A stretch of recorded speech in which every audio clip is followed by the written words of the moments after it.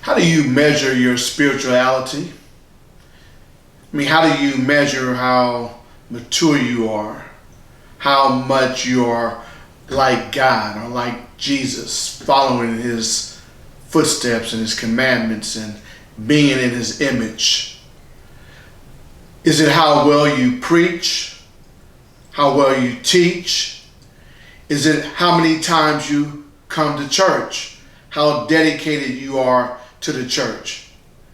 Is it how well you sing in the choir? How well you usher? All these things are good, but they are not measurements of your spirituality. What's a measurement of your spirituality is the love that's in your heart. What does that mean? When you preach, do you preach with love? When you sing in the choir, are you singing with love? When you usher, are you ushering love? The things that you do for Christ, the things that you do in the church, are you doing it with love? Love is that measurement on how spiritual you are. In our lesson today, there's a big problem in the church at Corinth. There's a lot of good things going on, or it looks good on the outside, but there's an absence of love. Today, we're going to find out how Paul tackles that problem of a loveless church. Stay tuned for this week's lesson.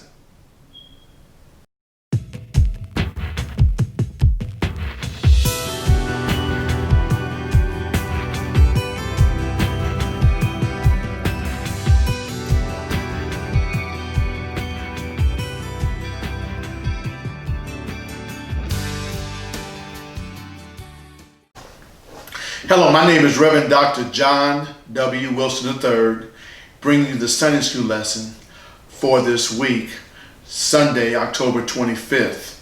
The title of the lesson is Love Never Fails.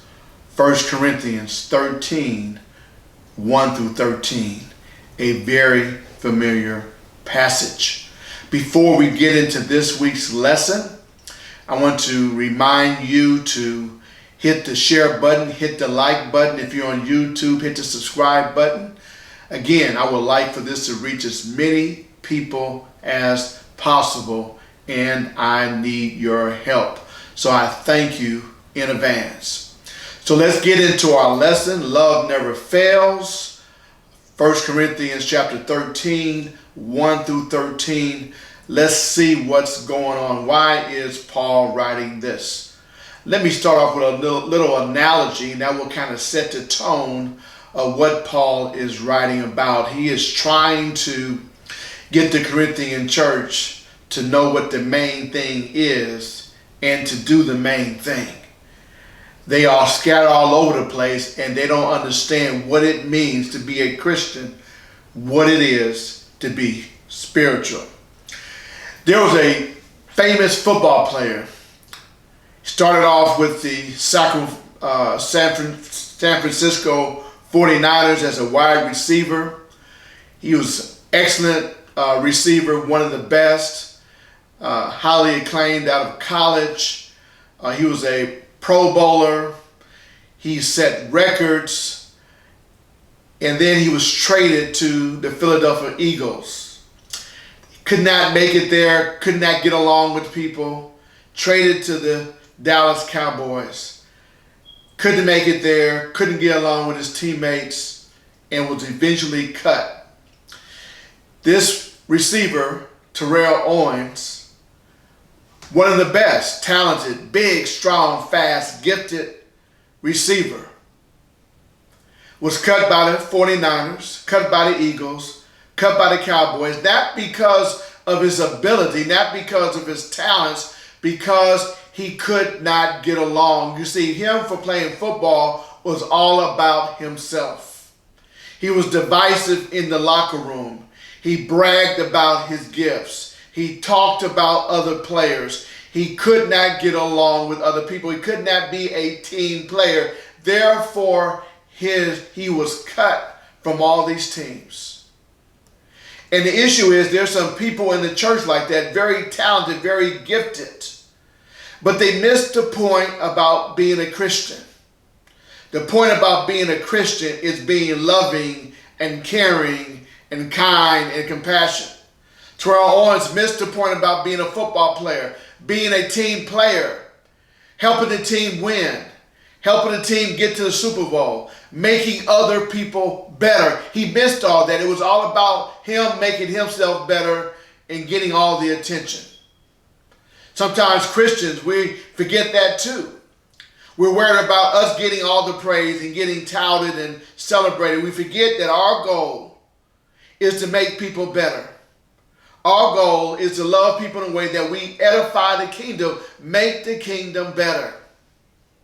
And that's what's going on in this city called Corinth. The Christians don't understand what the main thing is. And the main thing is to love your neighbor in a way that benefits them and that edifies the kingdom. Paul is the founder of this church. Spent over a year and a half getting this church together, preaching the gospel, teaching them the fundamentals of the faith. He has stepped away, gone back home, and he hears about things going on. He hears about how gifted the church is, but he also hears about how immature they are or the problems that they're having. They're suing one another. They're playing favoritism against one another. The rich are mistreating the poor. There's no love going on. There's hate going on. There's jealousy. There's envy. All these things going on. They're tight with their pockets. And so he is writing this letter in part, and especially when we come to chapter 13, to help them see what the main thing is. They're competing with one another. They're touting gifts that they have as better than other gifts. And Paul reminds them that they are part of one big body. In order for that body to function well, in order for the church to function well, its members have to work together. The arms cannot say they're better than the feet.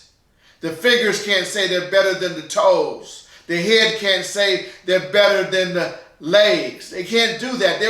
They were saying that their gifts were better than one another, and Paul said that's not true. You have to work together. So let me give you a teaching that will help you see how things are supposed to be. And so Paul's going to make this statement. He's going to say, you're not spiritual about what you do. You're not spiritual about how many gifts you have, how many you possess. You're not spiritual how well you can preach, how well you can teach, how well you can sing, how well you can usher, how well you can help other people. That does not make you spiritual. You're spiritual about how much love you have in your heart, how much love you can show to your neighbor, how much love you can show to your neighbor in a way that edifies, builds up the kingdom of God. And that's the point he's trying to drive home. Because they missed the point. They think the outward things are what's happening. How well I can speak. How well I can look religious. How well I can do this. And how well I can do that. And that's the way it is today in the church today. We don't ever want to talk about it. But there are a lot of us that are doing things in the church. We're doing them so well, but we have no love. We're doing them so well that we're fooling people, and they think that we're doing it with love. We're doing it because we want to, but really inside we're doing it because we want the attention and we want to outshine somebody else. And because we're doing things with the wrong motive, we're going to see that there are unintended consequences. There are intended consequences and there are unintended consequences to a church that doesn't have love, that doesn't practice love, that doesn't understand that everything that we do ought to be done in love, ought to benefit somebody else, make them better, bring them closer to Christ, edify the kingdom of God. So let's look at our passage today. Chapter 13, verse 1. Our title is called Love Never Fails, and it does not fail. That's why love is so important. We'll find out why.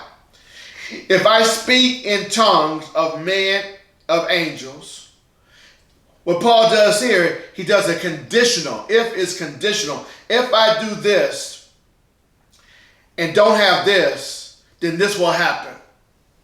If I do this and I don't have this, this is what I can expect. That's the condition. Watch this. If I speak in tongues of man, meaning that if I speak in unknown tongues, if I'm like the disciples at the Pentecost, and I'm speaking, and all these people are speaking these foreign languages, these unknown languages to me, but known to them. If I do that, and I speak of languages of angels, if I speak of the ecstatic languages, the ecstatic tongue, when I'm speaking in unknown tongue, when no one knows what I'm talking about, if I'm speaking in the heavenly realm, that language that the angels speak in, if I do those two things, which are great, which are cherished in this culture here at Corinth, but I do not have love, I can be the best person that speaks in tongues of men and of angels. I can say every word that needs to be said. I can have the best vocabulary in man and of angels, but if I do not have love, I am a noisy gong or a clanging cymbal. All I am is a bunch of noise, a bunch of nothing, a noise maker of no benefit to anyone. That's what he's saying. If I don't have love and I speak all these fancy words that people don't even know, maybe some do know, then I'm just making noise because I don't have love. It's not benefiting anyone. It's puffing me up. It's making me look good, but it doesn't benefit anyone. If it's not benefiting anyone, if it's not done in love, I'm making a bunch of noise. I am useless. I am meaningless. Look what he says in verse 2. And if I have prophetic powers, meaning I'm able to speak the revelation of God. God is able to speak through me. I'm able to predict things. I'm able to proclaim God's word in a magnificent way. If I have prophetic powers and understand all mysteries, all the unknown, I understand. All the unrevealed truth, I understand. And all knowledge. If I have prophetic powers and understand all mysteries, look at all mysteries, and I have all knowledge. I know a lot. I know a lot about everything, all things. And if I have all faith, I trust God for everything. I believe that God can do the impossible. He says, look, if I have all faith so as to remove mountains, I believe God can do anything. No doubt about it. I have all this faith. I have all understanding. I have all knowledge. But I have not love. If I'm missing love, I'm missing this agape love, this unconditional love. This love that loves other people and loves God.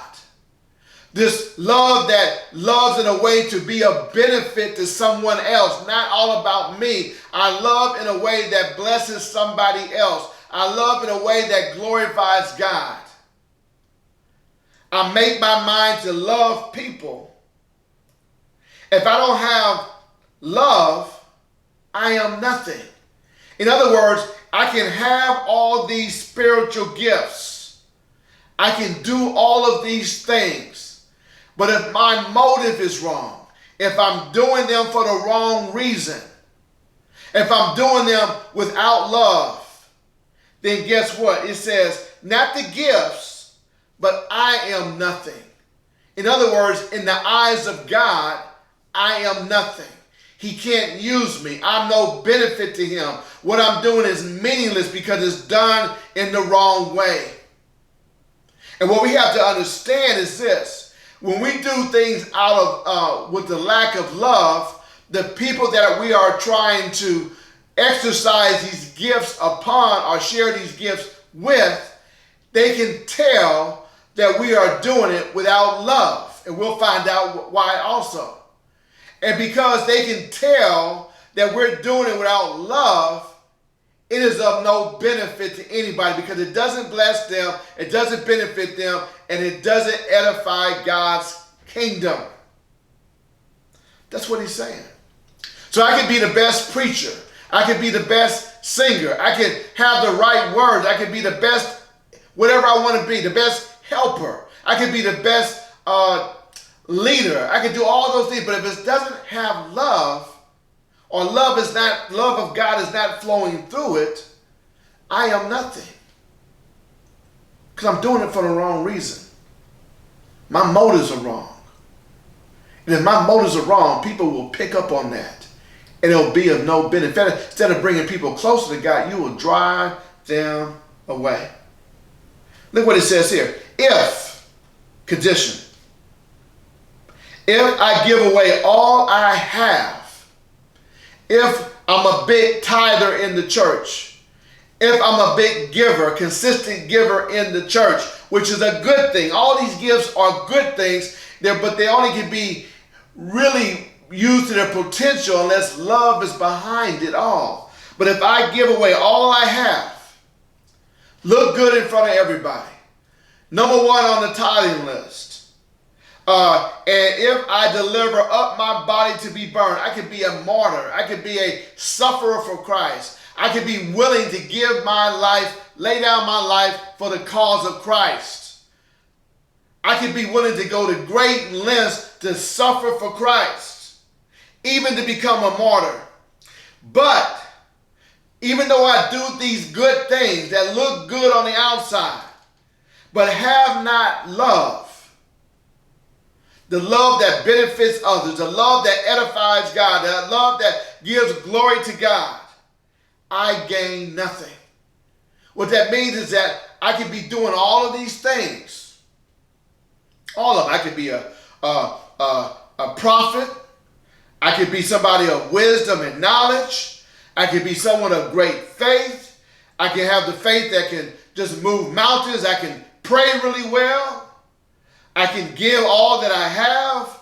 I can be willing to sacrifice my body and suffer great for Christ. But if I have not love, I gain nothing. That means when the end time comes, when Christ comes back, when I stand before Christ, I gain nothing. There's no reward. There's no benefit. It's as if I did nothing. And so what Paul is trying to convey to the Corinthians, you are worried about all these spiritual gifts that you have, and who has this and who has that and who can do this and look how great I am. But if you're doing it for the wrong reason, or if you're doing it without love, you are nothing. And in the end, you will gain nothing. In the end, it will not be a benefit to that person, and it will not be a benefit to you. And God will look at you and say, you get nothing. Your motives were wrong. You did it without love. You did it without caring for that individual. You did it without compassion. You did it without mercy. All you were worried about is what kind of accolades you would get or how good you sound. But you may think that you sounded well. You may think that you were in harmony. But in reality, when you did it without love, you were a noisy gong or a clanging cymbal. That's how it sounded to God.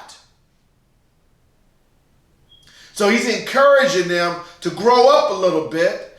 Don't be in this rivalry or competing with other people about this gift. All gifts are important. And more important than the gift itself is the love behind the gift. The love behind the gift. Now, verse 4.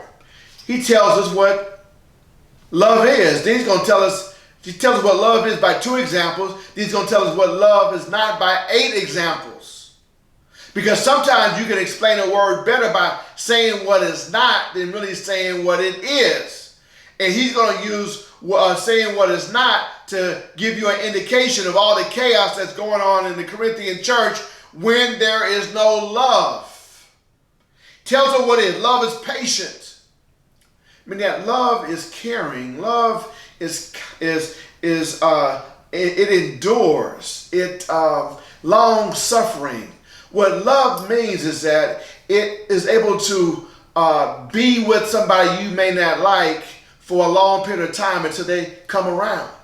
It may be you being a mature Christian, being patient with someone who is less mature until they come around.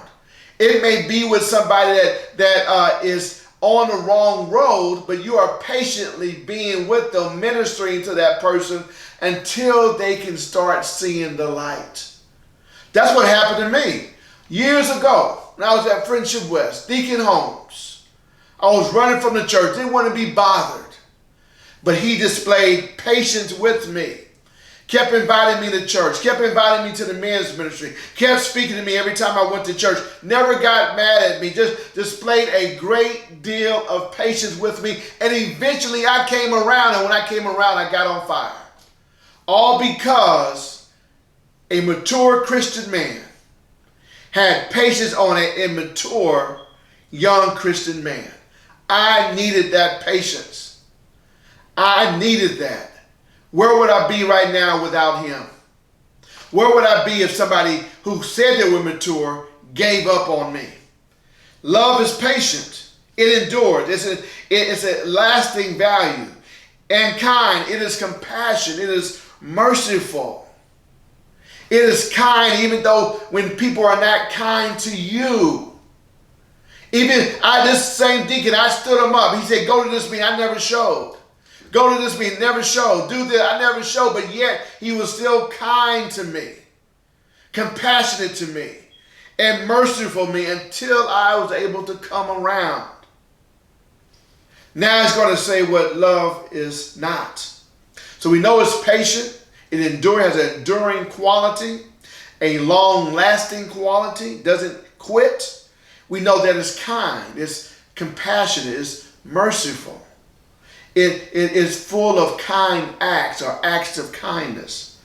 Now we know what it's not. It does not envy or boast. The reason why he uses two things to characterize love is because the patience and kindness is not evident in the Corinthian church. So maybe he can't give other words to describe love because it's not evident, but he uses a whole bunch of words to describe what it's not, which tells you what's happening. Love does not envy. There's a lot of envying going on in the church, a lot of jealousy, a lot of people coveting what another person had, whether it would be a gift, whether it would be their wealth, whether it would be their position, whether it would be what kind of clothes they wear, or what kind of material possessions that they have. There was a lot of envy going on in the church. And what he's saying is that you cannot be envious and loving at the same time. They're counter toward one another. And then there was a lot of boasting going on, meaning that praising, beefing yourself up, heaping up praises for yourself, telling people how good you are and what good you can do. And what Paul is saying here, you cannot boast and love at the same time. You can't boast because while you're lifting yourself up, you're in a sense tearing somebody else down. And the love that Paul is talking about, the agape love, is for the benefit of others. If you're boasting, you're benefiting no one. So we know that love does not envy, and it does not boast. It does not brag. It's not a bragger. Nobody wants to be around a bragger. No one benefits from being around a bragger. No one benefits by being around people who are envious of you and jealous of you. The kingdom does not benefit. It does not glorify God. So those are incompatible with love. Then he says, it is not arrogant or rude. Arrogant. It's not abrasive. It's not puffed up. It's not proud. Whatever God has blessed you with, you have no reason to be proud about, arrogant about, have pride about. One, because God is giving it to you. Two, it benefits no one. And then he says you're not to be rude. These Corinthian Christians, many of them were arrogant, puffed up. They were rude about their gifts, abrasive toward one another. arrogant, had an air about it when no one wanted to be around them. They walked around like they were it because they could sing well, because they could speak well, because they could recite this, or because they could teach this way, or proclaim this way, or had this gift, or had that gift. They were, that's a sign of an immature Christian, a sign of someone who immature and lacks growth. And what Paul is saying here, if you're arrogant or if you're rude, then those are counterproductive to loving your neighbor. Love does not insist on its own way. Sometimes in church right now, I know you got people that it's got to be my way. My way or the highway. And he's saying that if that's who you are, you are not being loving. A loving person is a peacemaker. A loving person is harmony. A loving person seeks to bring people together, not isolate people. A loving person does not insist on his or her way. A lot of times in churches that way. That's the way it was in the Corinthian church here. It had to be my way. I have to be in charge. I'm the dictator. That doesn't work. That's not of Christ. Then it says love is not irritable or resentful. It's not full of anger. It's not full of bitterness. A love is not being angry towards people that you're trying to help. Love is not being angry or displaying your spiritual gifts or exercising your spiritual gifts in an angry way or in a resentful way or in a bitter way or as if you have a chip on your shoulder. That's not being loving. But that's what's happening in this church. They had all these gifts, but they did not know how to use it or display it or exercise it in love. They were moody with it. They were irritable with it. They were resentful with it. They were dictatorial with it. They were arrogant with it. They were rude with it. Now, how can these things benefit anyone? And that's why Paul brings it up. Look at you. The main thing is not your spiritual gift. The main thing is the love that you show while exercising your spiritual gift. If you want to be spiritual, show love at all times, in all ways. It says love does not rejoice at a wrongdoing. A lot of people think that I got to put you down or talk about you or hope you fail in order to lift me up. They think that I'm only better when I see you stumble or fall down or commit some outrageous or egregious sin. That's not true. A true love has compassion on someone who has sinned or has done something wrong. True love does not rejoice or feel like at least I'm not like that person. At least I didn't. No, that is not true love. True love grieves with that person who has done something wrong. True love prays for that person who has done something wrong. True love empathizes with that person who has fallen or who has done something wrong. They don't rejoice. They're not happy. They don't try to capitalize on somebody's wrongdoing. He said here, but it does not rejoice in somebody's wrongdoing, but rejoices in the truth.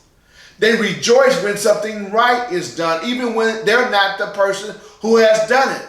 But when someone does something well, they rejoice. When someone does something that's obedient to Christ, they rejoice. When someone does something in love, they rejoice.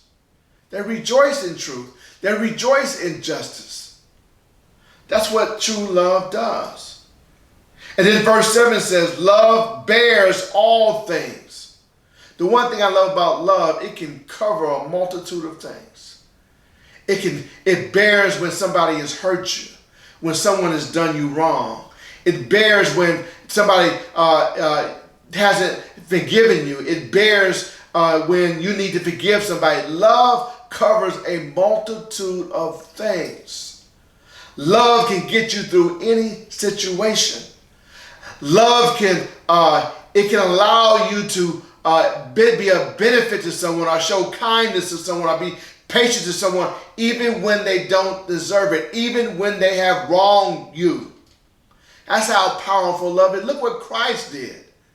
Christ bared all things because he loved us. He even went to the cross for the benefit of people who hated him, for the benefit of people who put him on the cross, for the benefit of people who spit on him, who slapped him, who talked about him, who chastised him, who even didn't even believe he was the Son of God. That's what it means by love bears all things. It's able to handle a lot and yet still love. It's resilient. It believes all things. Love has tremendous amount of faith. It trusts God for everything. It's trust God. God, if I love you, and if I love your people, somehow, may not be on this side of earth, heaven, but somehow it's all going to work out for the best. Lord, if I trust you, and if I love you when somebody has hurt me, somehow I know it's going to work out for the best. Somehow I know you're going to turn it around and make it where it glorifies your name. Somehow I know it's going to benefit you. It's going to benefit someone. Somehow I know I'm going to be blessed by doing the right thing, and that is to love that person anyway. Lord, I believe on you. I trust you that love bears all things. I trust you that living a lifestyle of loving my neighbor, even to their benefit, even to my detriment, is the right thing to do. Then it says love hopes all things. Love, I know things are going to work out in the end. I know things are going to be okay. I don't know how you're going to work it out. I don't know what you're going to do, but I know loving people, and I know by loving people, I have the hope that things will be better when all is said and done. I know that. I know you're going to make a way. I know you're going to turn my love won't be in vain. I know you're going to use this love, I don't know, in ways that I can't even imagine, that blesses people, that edifies you. I know you're going to do that. I know it with certainty. And love endures all things. When all things are said and done, love is still going to be there. When we're gone from this earth, love will still be in heaven, abounding. No matter how rough this life is here, love will still endure. There will still be love. There will never not be love. When the prophecy is gone, when the helps are gone, when the preaching is gone, when the teaching is gone, when the singing is gone, there will still be love, because love endures all things.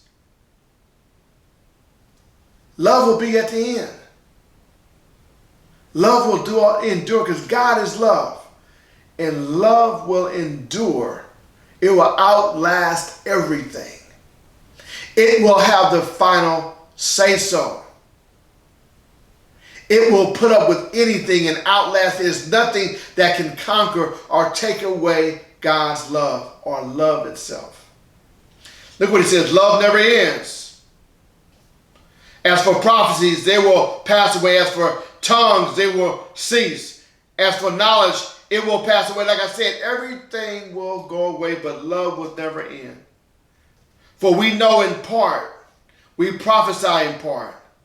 But when the perfect comes, the partial will pass away. When Christ comes, in the end, the partial will pass away. We don't know all prophecy. That will go away. There will not be a need for it. We don't know all knowledge. When Christ comes, it will not be a need for all of that. When Christ comes, all this tongue speaking, it will not be a need for that. But there will always be love, because love never ends. This is what Paul is trying to say. The season that we're in, the age that we're in now, they are spiritual gifts. We need them in the age that we are in now. We need them. We need love flowing through it and make these spiritual gifts work and magnify the kingdom of God to be a benefit to others. We need that. But in the age to come, when Christ comes and we're in heaven, we don't need that. We'll be in a different season. And what he says is what's appropriate now will not be appropriate in the things to come in the heavenly realm. This is how he illustrates this. When I was a child, I spoke like a child. Meaning that when I'm in this season, I do the things of this season. I thought like a child. I reasoned like a child. So the season that we're in now with the tongues and the gifts and all these things, we're like a child. We're in that development cycle like a child. We are here. Okay? He says, when I became a man, when we go to our next stage in the heavenly realm, in that season, we will be all grown up. When I became a man, I gave up childish ways. There will be no need for spiritual gifts. There will be no need for tongues, no need for prophecy, no need for helps, no need for all those spiritual gifts, wisdom, teaching, preaching, evangelism. No need for those. When I became a man, I gave up childish ways because I don't need them anymore. And this passage right here has been misinterpreted as if it deals with spiritual growth and maturity. But no, what he's saying is, on this side of heaven, spiritual gifts have a purpose. On this side of heaven, it does not. You're trying to hold on to something that will soon pass away. You're trying to hold on to something and tell something to be so great and saying this, and that about all these spiritual gifts you have. But when you get into heaven, on this side of earth, they'll be non-existent because you have been matured. And when you're mature, you put aside childish ways. You have no need for childish things. You will have no need for those spiritual gifts. So this bragging that you're doing, these gifts that you have are only temporary. So stop all the bragging and focus on love, because love never ends, it never fails, and it endures all things. It will always be with you. Focus on something that will be in the earthly realm, that will also be in the heavenly realm, and that is love. Look what he says right here. For now, we see in a mirror dimly. Right now, we don't see the clear picture of how things are going to really be. We look through a mirror, we look at ourselves, and we don't see a full picture of ourselves. We don't see a good reflection. But then, face to face, we'll see in heaven realm, we'll see ourselves face to face. In other words, on this side of heaven, we don't see the whole picture of ourselves, who we are. But on this side of earth, in the heavenly realm, we'll see each other face to face as we really are. On this side of heaven, there'll be no need for spiritual gifts. I mean, there is a need for spiritual gifts. On this side of heaven, there's no need of spiritual gifts because you'll be full and mature and see things as they really are. It's like this. On this side of heaven, you see a photograph of yourself.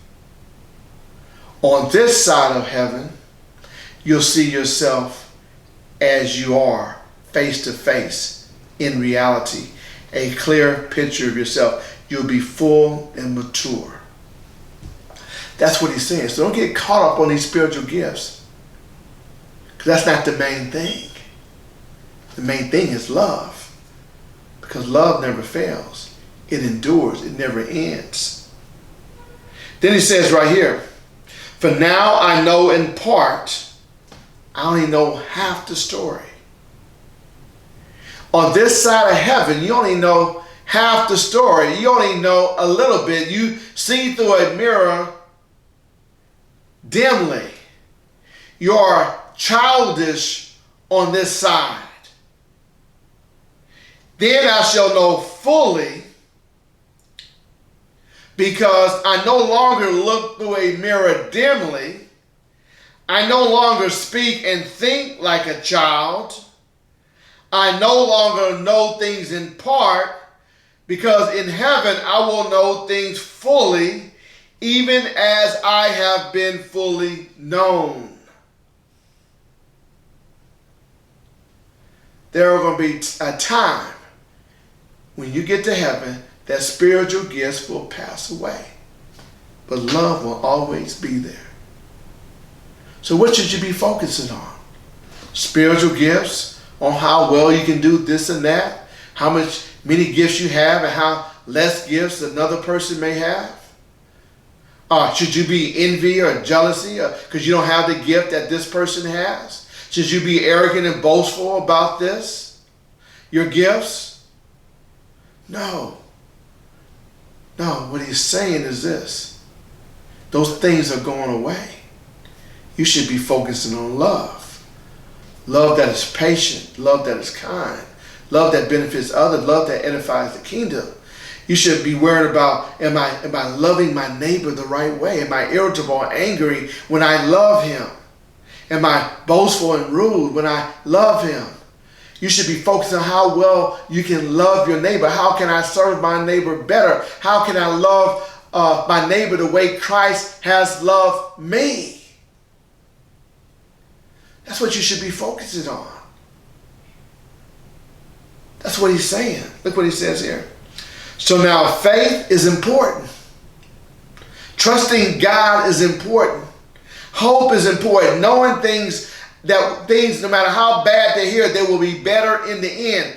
That's important. That keeps you going. Trusting God keeps you going. Now faith, hope, and love abide. Loving is important. Loving with that agape love. Loving the way Christ has loved us. These three. Do these things. But the greatest of these is love. Why? Love never fails. Love endures all things. Love never ends. That's why love is so important. When we're in glory, there will not be a need for faith. Faith is something we need here. When we are in glory, there will be no need for hope, because hope is something that we need here. Faith will be fulfilled in heaven. Hope will be fulfilled in heaven. But love, guess what we're going to be doing in glory, in heaven? We're going to be spending an eternity loving God and loving each other. That's why it's so important. That's why it's so important. So if there's somebody that you deem unlovable, love them anyway. Someone that believes different from you, love them anyway. Have patience, have kindness. Love them, bear all things, meaning that love them until they come around. Love them until they become lovable. Love them until they come to Christ. Don't give up on them. When you love them, have acts of kindness. Do nice things for them. Be compassionate. Be merciful. Remember the golden rule, like we talked about, I think last week. Do unto others as you would have them do unto you. In other words, love others as you would have them love you. That's what Paul is saying. Don't worry about being recognized. That's not the reward that you want. Let me read what Martin Luther King said. I want to close with this. It is not long before his death. I'm going to read it because I don't want to get it wrong. Not long before his death, Martin Luther King spoke to the congregation at Atlanta's Ebenezer Baptist Church. He said this: if any of you are around when I have to meet my day, I don't want a long funeral. And if you get somebody to deliver the eulogy, tell them not to talk too long. Every now and then I wonder what I want them to say. Tell them not to mention that I have a Nobel Peace Prize. He's saying that all that good stuff, that's important, but that's not what really is important. See, that isn't important. Tell them not to mention that I have 300 or 400 other awards. That's not important. Tell them not to mention that where I went to school. He says this, I like somebody to mention that the day Martin Luther King tried, that day, Martin Luther King tried to love somebody. He wanted to be remembered that he tried to love somebody. Remember, if you had to remember anything about me, and this should be what we do, that we try to love somebody. That's what Paul is saying.